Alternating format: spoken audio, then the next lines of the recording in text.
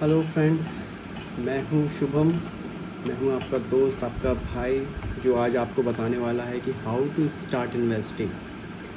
सो पहले मैं आपको अपने बारे में बताता हूं कि how did I start investing. तो मैंने इन्वेस्टिंग स्टार्ट की थी 25 इयर्स की एज में।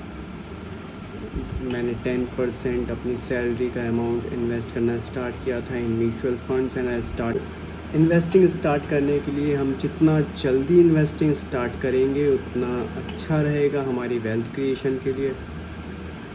तो आज मैं आपको बताऊंगा कि कैसे हम अपनी इन्वेस्टिंग स्टार्ट कर सकते हैं।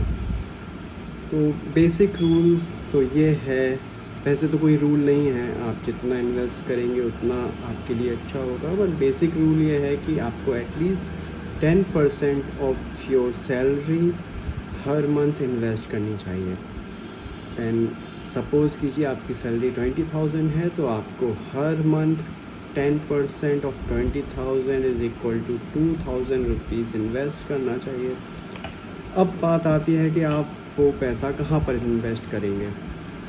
तो इन्वेस्टमेंट के काफ़ी सारे ऑप्शंस होते हैं, जैसे कि हम सेविंग अकाउंट में अपना पैसा रख सकते हैं, या एफडी करा सकते हैं उस पैसे की, या फिर गोल्ड में इन्वेस्ट कर सकते हैं, या इक्विटी में इन्वेस्ट कर सकते हैं, या फिर रियल एस्टेट में इन्वेस्ट कर सकते हैं। तो जैसे कि आजकल सेविंग अकाउंट्स में हमें 2 to 3% का ही रिटर्न मिलता है, एफडीज़ में 6% अराउंड रिटर्न मिलता है, गोल्ड में अराउंड 10% हमें रिटर्न मिल जाता है, एंड इक्विटीज़ में हमें 14 to 15% रिटर्न मिल जाता है, जबकि रियल एस्टेट में भी सिर्फ 12% ही रिटर्न मिलता है। तो सबसे अच्छा रिटर्न हमें मिलता है इक्विटीज़ में 14 to 15% का। ये पास्ट 30 to 40 ईयर्स का के डेटा के बेसिस पे मैं आपको बता रहा हूँ। इक्विटी में इन्वेस्ट करने के भी दो ऑप्शंस होते हैं, या तो आप डायरेक्ट स्टॉक्स में इन्वेस्ट कर सकते हैं, या फिर आप म्यूचुअल फंड में इन्वेस्ट कर सकते हैं। स्टॉक्स में इन्वेस्ट करने के लिए हमें थोड़ी नॉलेज, थोड़ा एक्सपीरियंस होना चाहिए, क्योंकि उसमें हम डायरेक्टली स्टॉक्स में किसी भी कंपनी के शेयर्स में इन्वेस्ट कर रहे हैं। बट म्यूचुअल फंड में अगर आप इन्वेस्ट करना चाहते हैं, तो म्यूचुअल फंड में इन्वेस्ट करने के लिए आपको देखना होगा कि कौन सा म्यूचुअल फंड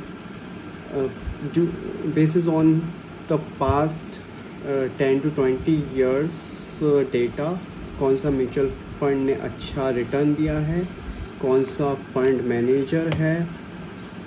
तो म्यूचुअल फंड में जब हम इन्वेस्ट करते हैं, तो म्यूचुअल फंड में इन्वेस्ट करने के लिए we can do lump sum investment और we can do SIP. SIP, suppose कीजिए आप 10%, आपकी इनकम 20,000 है और आप 10% हर मंथ इन्वेस्ट कर रहे हैं, मींस 20,000 आपको इन्वेस्ट करना है, तो आप 2,000 रुपीज़ की एसआईपी करा सकते हैं म्यूचुअल फंड्स में। तो जो 2,000 रुपीज़ की आप एसआईपी कराएंगे, वो पैसा जाएगा उस म्यूचुअल फंड के फंड मैनेजर के पास, जो कि एक प्रोफेशनल फंड मैनेजर होगा, जो कि आपके पैसे को ग्रुप ऑफ कंपनीज़ में, ग्रुप ऑफ स्टॉक्स में इन्वेस्ट करेगा। और जो कि फ़ंड मैनेजर बहुत प्रोफेशनल होते हैं, उनका यही काम होता है, इसलिए म्यूचुअल फंड का रिटर्न 14 to 15% मिल जाता है। अगर हम देखें कि अगर मैं 1,000 रुपीज़ एवरी मंथ इन्वेस्ट करता हूँ for 30 years with a return of 14 to 15%, then हम 30 ईयर्स में कितनी वेल्थ जनरेट कर सकते हैं। तो मैं एसआईपी कैलकुलेटर ओपन कर रहा हूँ। इस एसआईपी कैलकुलेटर में मैंने अमाउंट डाला 1,000 rupees. Expected rate of return is 14% and duration is 30 years. तो हमारा जो अमाउंट है वो 3.6 लाख रुपीज़ इन्वेस्ट होगा in 30 years if we are investing 1,000 rupees every month, और हमारा एक्सपेक्टेड रिटर्न होगा around 52 lakh rupees after 30 years. तो फ्रेंड्स, आप देख सकते हैं हम इन्वेस्ट कर रहे हैं 3.6 लाख रुपीज़ और हमें रिटर्न मिल रहा है after 30 years which is 52 lakh rupees, which is a very huge amount relay.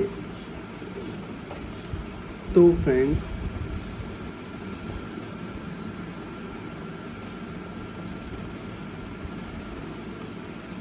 So this is the power of compounding. हम एवरी मंथ 1000 रुपीज़ इन्वेस्ट कर रहे हैं और कंपाउंडिंग होते होते होते 30 years बाद हमको मिलेंगे 52 lakh rupees. This is the power of starting investment early and the power of compounding.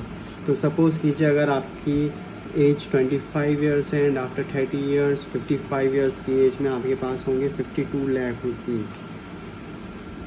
तो जितना जल्दी हम इन्वेस्टिंग स्टार्ट करेंगे, जितने ज़्यादा अमाउंट से हम स्टार्ट करेंगे, उतना हमारे लिए अच्छा होगा। Thank you friends.